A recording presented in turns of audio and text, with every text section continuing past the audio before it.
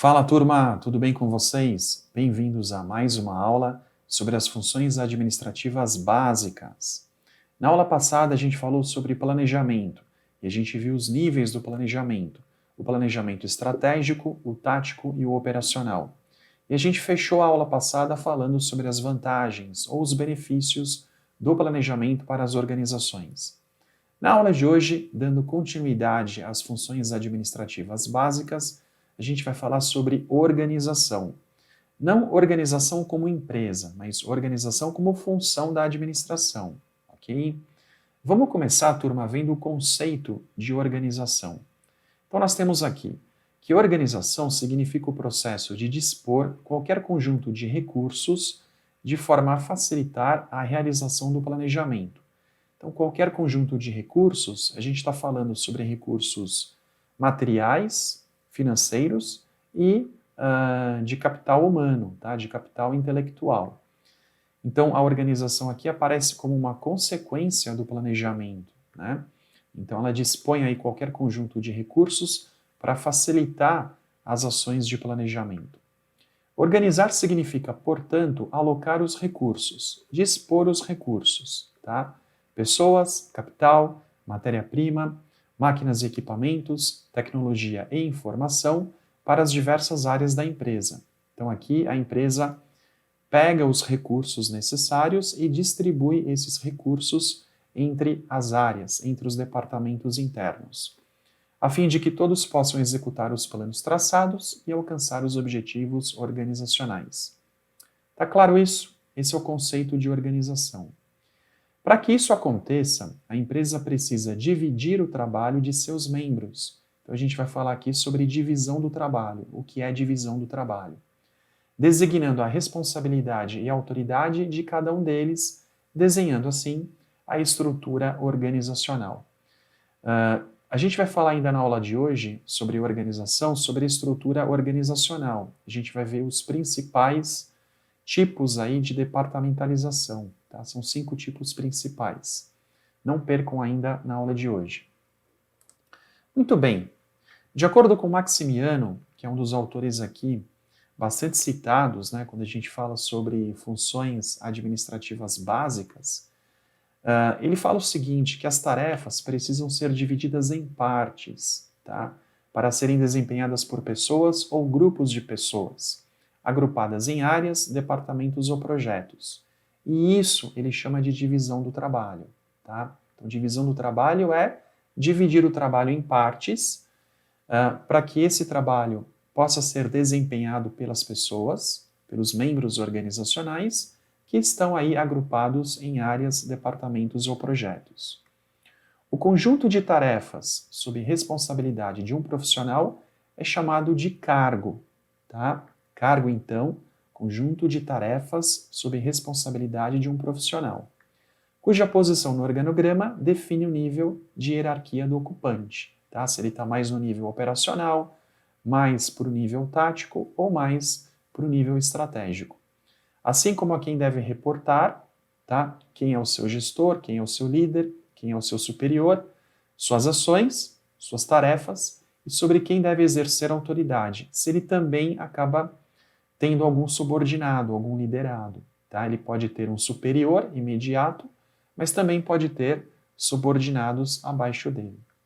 Portanto, é necessário atribuir autoridade formal aos membros organizacionais ou às unidades de trabalho. Tá? Atribuir autoridade formal. Isso só é possível desenhando estruturas organizacionais. A atribuição de autoridade abrange 3 conceitos do processo de organização. Isso aqui é super importante nessa aula sobre organização, talvez seja a parte mais importante que a gente vai falar, que são esses 3 conceitos, né, quando a gente fala em atribuição de autoridade. Vamos ao primeiro. Então aqui, pessoal, esse primeiro conceito é chamado de hierarquia administrativa. Tá? Então a gente tem uma figura aqui que mostra o número de níveis de administração de uma empresa. Tá? Então aqui a gente tem a hierarquia dos cargos. Essa hierarquia está dividida basicamente em 3 níveis. O nível estratégico, no topo, né, da pirâmide. depois o nível tático no meio e o nível operacional. No nível estratégico, esse que está em verde mais claro aqui, a gente tem os conselhos, né, o conselho de administração, o CEO ou presidente e a diretoria, tá? A gente chama aqui de C-Level. Por que C-Level? Porque é CFO, CEO, sempre começa com esse C de Chief em inglês, tá? De chefe. Então é uma gerência executiva ou uma diretoria. Depois, no nível tático, nós temos a gerência média, consultores, ok? Coordenadores e supervisores e especialistas, cada um aqui na sua área de especialização, tá? E, finalmente, no nível operacional, nós temos os técnicos de nível superior ou analistas, tá? Técnicos de nível médio. A liderança operacional são os chefes aqui de seção, tá? A liderança que está junto aí da operação. Cargos operacionais e administrativos e os aprendizes e estagiários. Quando a gente olha essa pirâmide aqui, pessoal, a gente consegue identificar, então, 3 níveis de hierarquia de cargos, né? O nível operacional, aqui na base da pirâmide, o nível tático e o nível estratégico. Então, a hierarquia administrativa, ela se refere ao número de níveis de administração que uma organização adota para garantir a realização das tarefas e o alcance de seus objetivos.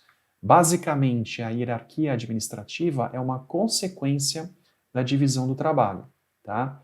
Ela assegura que o trabalho seja dividido entre os diversos componentes da organização para ser devidamente realizado.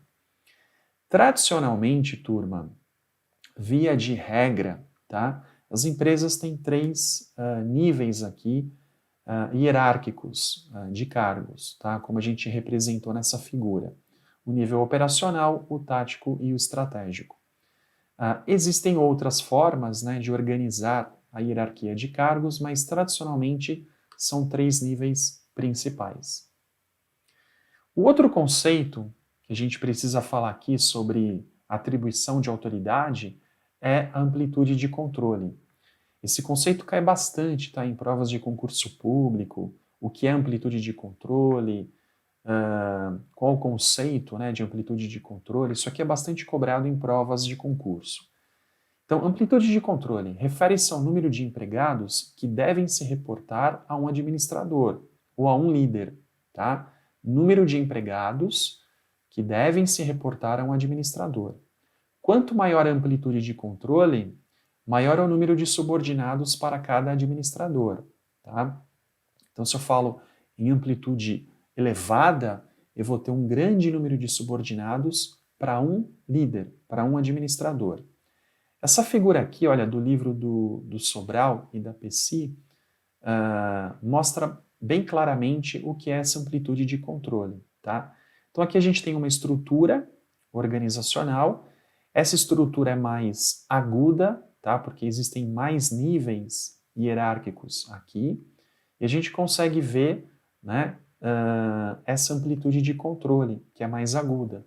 Então a gente tem aqui, olha, dois membros organizacionais, né, 2 liderados aqui se reportando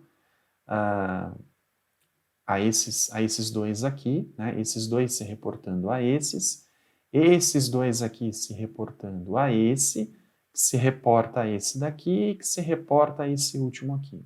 Então há vários níveis, né, a gente consegue ver um nível aqui, 2, 3, 4, 5, 5 níveis, tá? Então é uma amplitude de controle aqui elevada, ok? A gente tem aqui vários níveis hierárquicos nessa estrutura. E aqui a gente tem uma estrutura mais achatada, menos níveis hierárquicos, tá? E mais subordinados se reportando a um único administrador. Então aqui eu tenho, olha, 1, 2, 3, 4, 5 liderados para um administrador.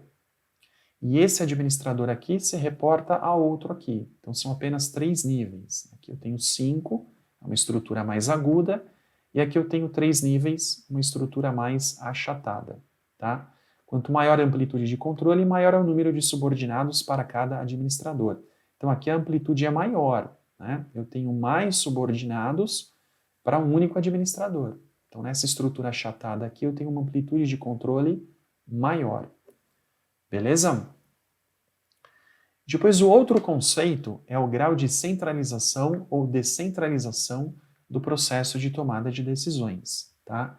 Se a organização é mais centralizada no processo de tomada de decisões ou se ela é mais descentralizada. Então, a centralização indica que a autoridade para decidir está localizada na cúpula da organização, ou seja, na alta administração. Tá?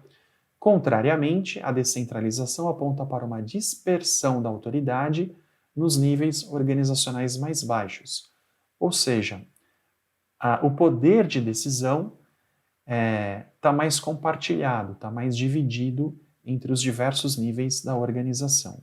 E aqui nessa figura a gente consegue ver o que é uma organização centralizada. Então aqui, olha, a decisão está no topo, tá?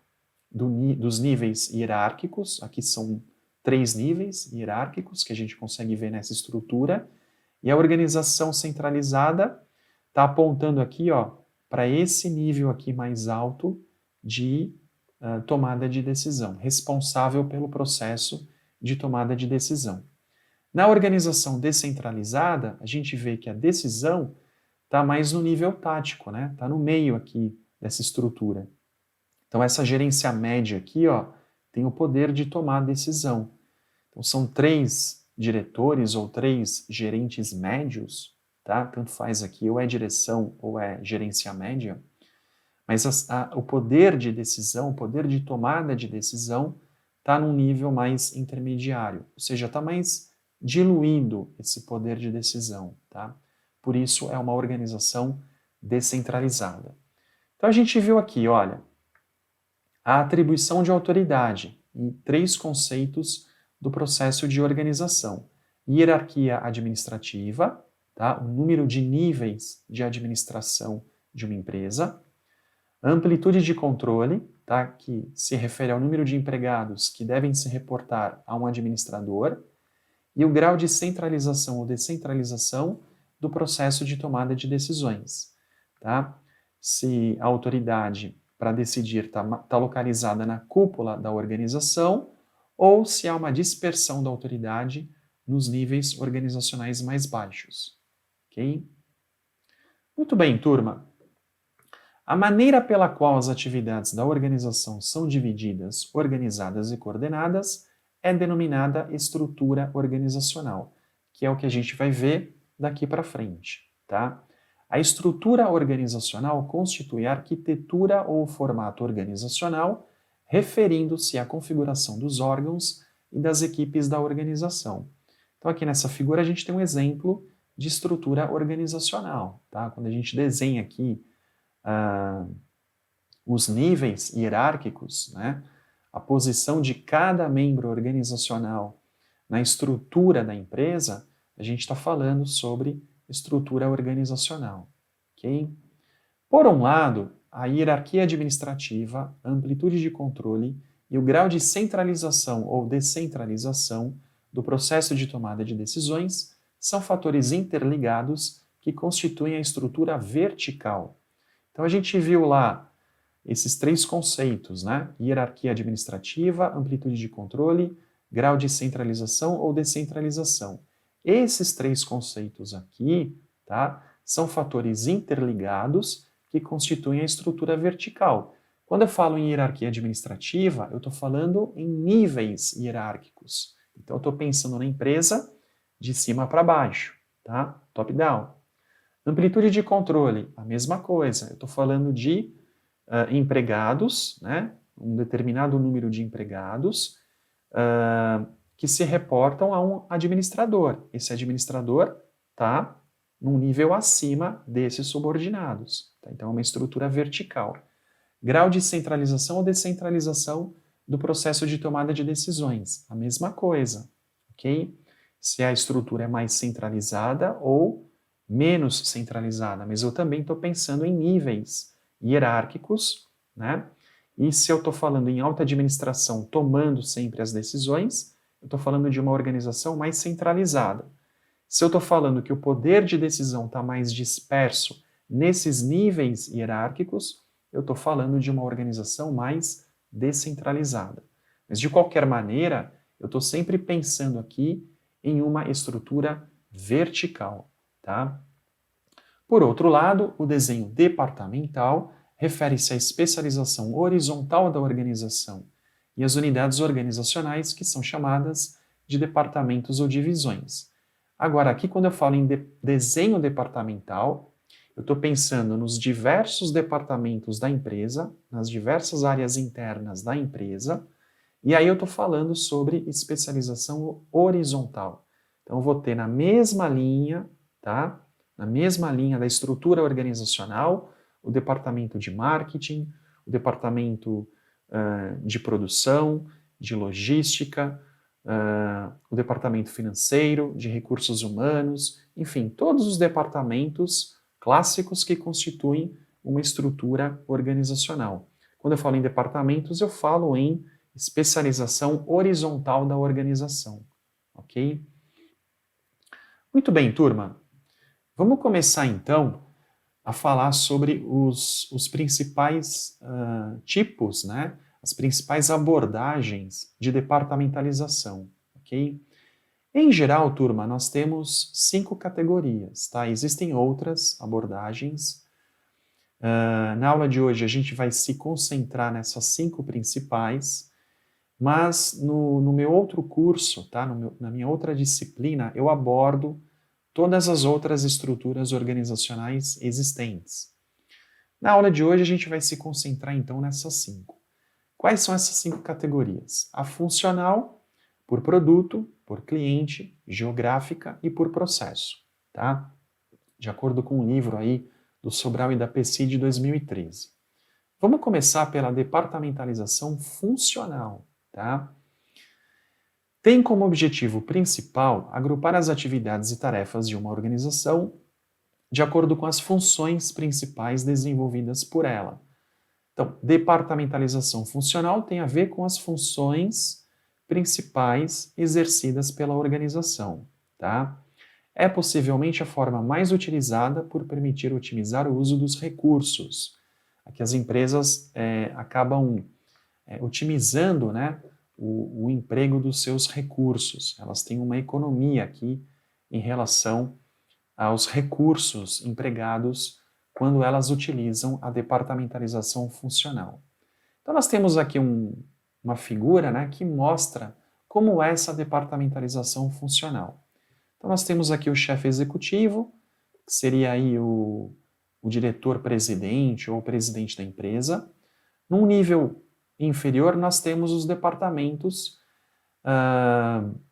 de acordo com a sua função, tá? Então, o departamento de marketing é uma função da empresa, a administração aqui, tá? E a área técnica. Então, são departamentos aqui que estão agrupados em razão de sua função, tá? Então, dentro do marketing, o que eu tenho? Publicidade, promoção, tá? Os P's do marketing, né? Preço, praça, produto, enfim. Eu posso ter aqui o departamento de vendas dentro da área de marketing, né? Então essa é uma função aqui. Depois, dentro da administração, eu tenho gestão de pessoas, gestão de materiais, tá? Posso ter outras áreas aqui dentro de administração. E a área técnica, produção de cadeiras, por exemplo, produção de mesas. Aqui eu poderia falar sobre uma empresa aqui, produtora de móveis, tá? Uma empresa aqui que produz móveis. Então, na área técnica, eu tenho produção de cadeiras, produção de mesas e assim por diante, ok? Então, isso aqui é uma departamentalização funcional. Uma departamentalização, tá? Que utiliza aqui como critério de estrutura organizacional as funções principais desenvolvidas pela empresa. Beleza? Depois eu vou ter a departamentalização por produto. Cada linha de produto fica sob a responsabilidade de um administrador especialista.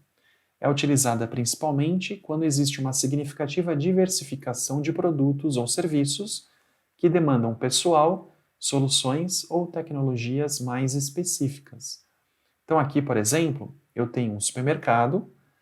Como um supermercado tem uma quantidade significativa, né, de produtos,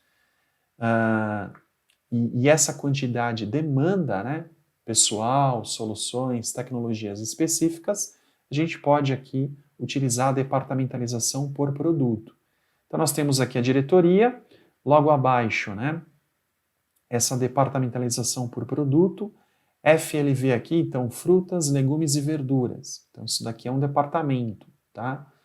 Outro departamento aqui, olha, laticínios. Então, aqui eu tenho leites, manteigas, queijos. Depois eu tenho açougue com frangos, peixes, carnes. Cada departamento desse aqui fica sob a responsabilidade de um administrador especialista, tá? Então, um especialista cuida só sobre frutas, legumes e verduras. Então, o estoque desses produtos, a validade desses produtos, a regulação desses produtos junto aos órgãos, né, reguladores do governo, enfim, faz também aqui um gerenciamento em relação aos clientes, aos fornecedores, apenas desses itens aqui desse departamento. Tá? A mesma coisa acontece para esse departamento e para esse outro aqui. Então, um supermercado é um bom exemplo, porque é uma área que tem aí uma significativa diversificação de produtos que demandam pessoal, soluções ou tecnologias específicas. Então, departamentalização por produto. Depois, nós temos a departamentalização por cliente. Então, é indicada quando os clientes têm necessidades, características e problemas em comum. Cada departamento é direcionado a um público-alvo do produto. Então, aqui no exemplo, nós temos uma loja de departamentos, tá? Então, aqui, no nível mais elevado, a gerência, tá? Depois, o departamento infantil, com roupas aí para meninas e meninos. O departamento feminino, dividido em adolescentes, jovens adultas e adultas. Então, roupas para adolescentes, para jovens adultas e para adultas. E o departamento masculino também, dividido assim, roupas para adolescentes, né, jovens adultos e adultos. Roupas, produtos em geral aqui, tá? Eu estou falando sobre roupas, mas são produtos em geral, tá? Quando a departamentalização por clientes é indicada? Quando os clientes têm necessidades, características e problemas em comum, tá? Então a gente pode fazer essa divisão aqui por clientes.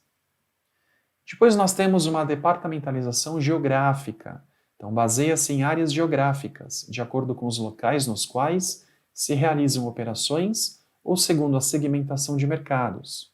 É utilizada principalmente por empresas que operam em grandes e diversificadas áreas geográficas. Então, aqui a gente está falando em grandes empresas, né? Em empresas que procuram cobrir aí grande parte do território, o território nacional, ou até empresas que atuam no exterior, tá?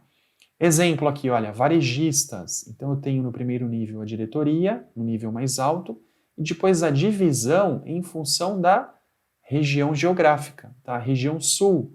Então aqui a loja de Porto Alegre, loja de Gramado, região norte, loja de Manaus, loja de Porto Velho, região nordeste, loja de Salvador, loja de João Pessoa, né, na Paraíba.